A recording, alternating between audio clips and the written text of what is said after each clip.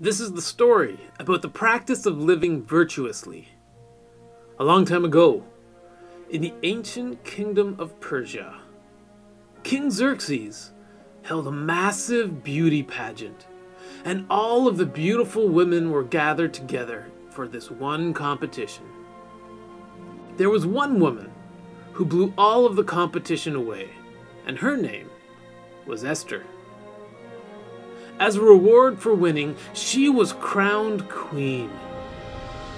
She was only living in Persia because all of the Jews were captured and forced to leave their homeland. They were prisoners in this strange land, and now one of these prisoners is queen of this strange land.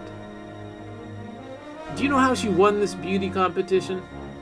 Yes, she was very beautiful, but I suspect that there was more to her than her outside beauty. I think she was beautiful where it really counted, on the inside. Esther was a woman of virtue. Virtuous! Do you know what it means to be virtuous? It means that you are a person who does what is right, no matter how hard it is. It means that you're beautiful on the inside.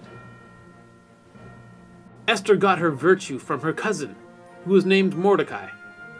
For you see, Esther had no parents, and Mordecai raised her instead. Mordecai was a man who was very virtuous. Virtuous! He was the kind of man who would do anything to help someone in need. But there's also another man in the story, and this man is not virtuous. His name is Haman. King Xerxes liked Haman, and Haman was given a place of the highest honor. When Haman walked down the street, everyone would bow down to him. Everyone except Mordecai. Mordecai refused to bow to Haman because he was virtuous. And he knew that the only one you should bow down to is God. Haman was enraged, and he wanted to kill not only Mordecai, but all of Mordecai's people, the Jews. So he went to the king and convinced him that all Jews were dangerous. This is what a non-virtuous life looks like. But Mordecai would not sit by and let his people be killed. He approached Esther and told her what would happen, and he pleaded with her to go to the king. But this was not an easy thing to do. Even though Esther was queen, she was not allowed to go near the king unless the king called for her. Breaking this rule could lead to the king commanding her death. But Mordecai knew that Esther was a person of virtue. Virtuous! So he told her that she had to risk it for the greater good. Esther decided that risking her life was worth it, and she said, "If I die, I die. I will do what is necessary." And then Esther cautiously approached the king. The king looked at his wife and said, "You may live." And then the king promised to give her whatever she asked for. And do you know what she asked for? She wanted to serve the king dinner. And she wanted Haman to come too. When Haman heard that the queen wanted to honor him, he was very happy.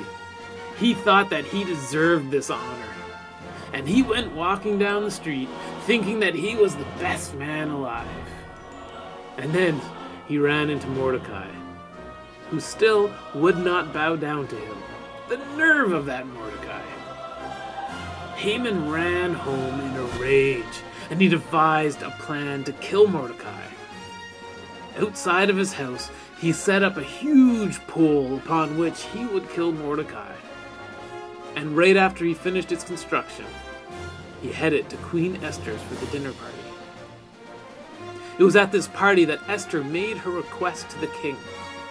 All she asked from the king was that he spare her life and the life of all her people. Well, the king was angry, and he demanded to know who dares to threaten the life of his queen. And Esther responded that it is a man who is an adversary and an enemy. The man is Haman. Haman was terrified, and the king asked, what should be done with Haman. And then a servant came and mentioned that conveniently there is a gallows right outside of Haman's house. The next day, Haman was put on his own gallows. The moral of the story is, do not build the instruments of your own destruction. The way that you live your life will determine everything that you experience. If you are not paying attention, you'll miss out on everything that's happening around you.